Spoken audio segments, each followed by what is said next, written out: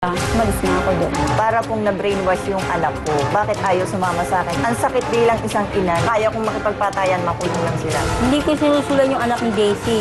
Tinatanong ko naman yung anak niya eh. Bakit ayaw sumama sa kanya? Pinapalo siya pag nangihingi ng pera. Wala akong karapatan dahil ako pa rin ang ina niyan. May kasalanan ka rin kung bakit ayaw sumama ng bata sa'yo. Bakit ganon? Parang lumalabas pa akong masama. Bahala kung ano gusto mong mangyari. Issue ng magkaibigang nawala ng pera at tiwala. Ang mas malala, naging malayo sa ina ang kalooban ng anak niya. Ito ang isyong pakatutukan dito lang sa Face to Face. 2 taon daw po siyang nagpakahirap bilang isang domestic helper sa Hong Kong para lang mabuhay ang pinakamamahal niyang anak. Pero pinabayaan lang daw ito ng pinag-iwanan niyang kaibigan. Ano nga ba ang mga totoong nangyari? Ikwento mo sa amin, Daisy Mariano. Pasok!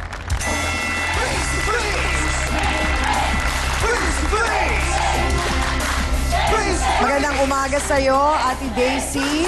Ang magaling po. Ang anak po ninyo ay ilan? Isa lang po. Isa. Ilang taon na po siya? Bali, 8 taon na rin po. Okay. Babae po ba o lalaki? Babae po. Anong pangalan niya? Ilang taon po siya no, nung kayo'y umalis papuntang Hong Kong? Ka-6 na taon lang po. Kanino po ninyo iniwan? Doon sa itinuring kong kaibigan talaga, si China. Ano pong pangalan? Si China. China. Okay. Bakit po sa kanya at hindi sa ibang kamag-anakan ninyo? Wala na po kasi akong ibang pag-iiwanan eh. Kasi namatay na rin po kasi ang tatay ko. So, ang nanay ko, medyo matanda na. Hindi na niya kayang mag-alaga dahil medyo malabong mata, medyo may kahinaan ng tenga. Wala bang ibang kasama si nanay sa bahay na Yung nag-aalaga kamag-anak sa na lang kanya? po niya ngayon. So hindi rin pwede doon Hindi rin talaga. po So pwede. iniwan po ninyo sa kaibigan ninyo. Opo. Bakit hindi po ninyo doon iniwan sa kanyang ama?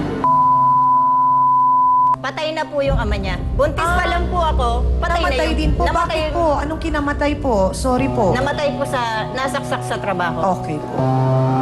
So sa makatuwid talagang dead end na kayo. Dead Walang end na iba talaga. talaga kundi No itong choice na. kaibigan ninyong si China. Opo. So paano daw po? Kasi syempre may gastusin, may pangkain, merong kailangan din So- pangangailangan si Paano po niyo yun So, nagawa? nung nasa Laguna siya, at ako'y nandito sa Maynila, nag-usap kami ng masinsinan na Oo. kung pwede, iwanan ko sa kanya yung bata, alagaan niya, magpapadala Ito ako bang buwan-buwan. China po ay dalaga, may asawa? Dalaga po. Dalaga. So, walang responsibilidad sa Wala po. buhay. Okay.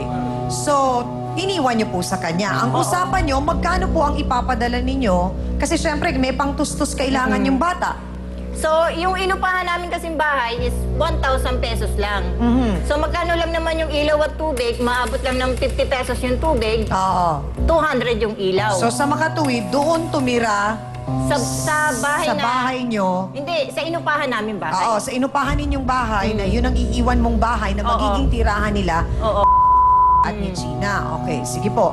Bali, ang pinapadala ko sa kanya is 7,000 a Okay. month. Opo. Hanggang 2 taon yun, walang palya.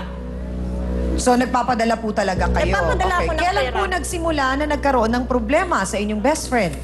Nung umuwi na ako noong July 11. Ano pong napansin ninyo? Nung pumunta ako sa inuupahan nila, nagtataka ako, bakit iba na ang nakatira? Wala na po sila doon. Wala na sila. Nasaan daw po? Tinanong ko yung may-ari, isang buwan na raw nakakaalis yung si China. Kasama yung lalaki. Sabi ko, Sinong lalaki? boyfriend daw ng China. Bakit may lalaki? Nasaan ang anak ko? Nasaan daw po? So nagpunta ako ng bayan ng asawa ko. Doon ko na discover na ang nag-aalaga ay si Mayang. Sino naman po yung mayang? Naging kaibigan ko rin yon. Oho. Nung doon na ako nakatira doon sa bahay ng asawa ko. Oo. So sa makatuwid, saan napunta yung pinapadala ninyong pera Yun, kung kung katanungan sa nandun kanya. yung anak ninyo kay Mayang? Yun na nga. Oo. So ibig sabihin, kay China rin napupunta yung pera ko. Yung anak daw po ba ninyo nag-aaral o hindi? Nag-aaral daw ngayon. Si Mayang daw ang nagpapaaral ngayon. Nung nasa Hong Kong po ba kayo nakakausap ninyo ang anak ninyo ng regular? Yun nga ang pinagtataka ko eh. Bakit po? Gaya nung Pasko, tinawagan ko yung anak ko. May bata akong nakausap na, Mama, I love you, I miss you. Kailan ka uuwi? So parang sabi ko, parang iba yung boses ng anak ko. So sabi ko, sige na, okay na lang yun. Nakausap ko naman yung anak ko, siguro dahil lang sa telepono, iba na yung boses ng anak ko. Yun lang. So parang feeling nyo, hindi nyo kausap yung anak ninyo Oo, talaga. parang wala akong pakiramdam na parang hindi ko to anak. So, pag-uwi po ninyo, nadatnan nyo ang bata dun kay Mayang. Nakaimayan daw. Oo. So, ano po ang naging reaksyon ng bata nung nakita kayo? Ayaw lumapit sa akin. Bakit daw po? Hindi ko alam. Bakit daw ayaw nung bata? Ayaw daw ng anak ko. Sabi ko, baka iba na sinasabi ng Mayang. Oho. Kaya ganyan Pero yung ang anak sabi ko. nyo, yung kaibigan nyo rin yung Mayang na yon. Oo, kaibigan ko rin. So, napalayo na ang anak ninyo, nawalan pa kayo ng halos magkano dahil sa 2 taon na pagpapadala ninyo ng 7,000 na wala pong palya. Oo. Ano pong paliwanag ni China sa inyo? Nasaan daw ang pera? Pinambabayad niya raw ng bahay, ilaw, tubig, pagkain. Sino pinapalamon ko? Siya lang? Ay, oo nga. Eh, paano yung bata? Kasi kung kasama na si Yes, Mayang. Tapos, Chan, di ba parang gano'n nakatagal na nakaimayang yung bata? Napag-alaman niyo po ba? Noong July pa raw kay Mayang yung bata. So, ibig sabihin, magdadalawang taon na rin yung bata kay Mayang. Oho. Okay. So magdadalawang taon na yung 7,000 ay hindi natin alam kung nakikinabang o napupunta sa bata o nakikinabang lang talaga ay yung si Ay, China. kasi China.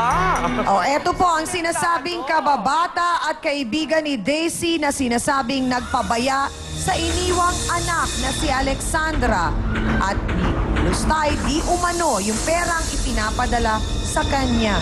Ilahad mo nga ang iyong panig, Sheena Margalio. Pasok!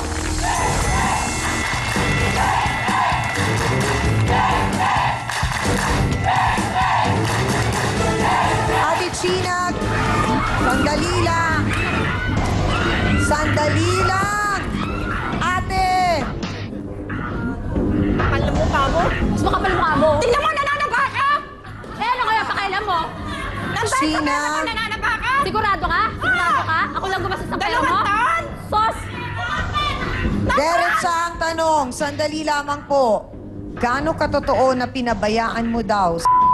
Hindi ko pinabayaan yun. Kasi Paano napunta kay Mayang? naglalaro yung bata. Ngayon, naligaw. Saan napunta? Eh, si Ate Mayang nakakita.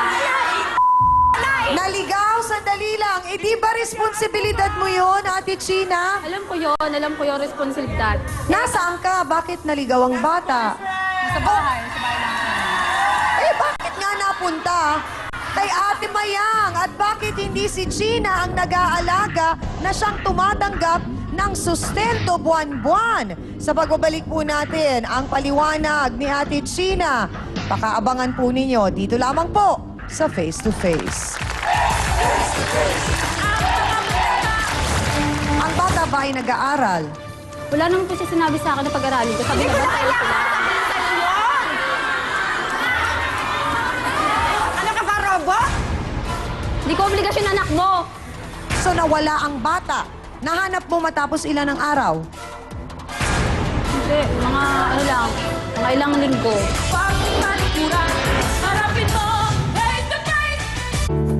Face to Face is brought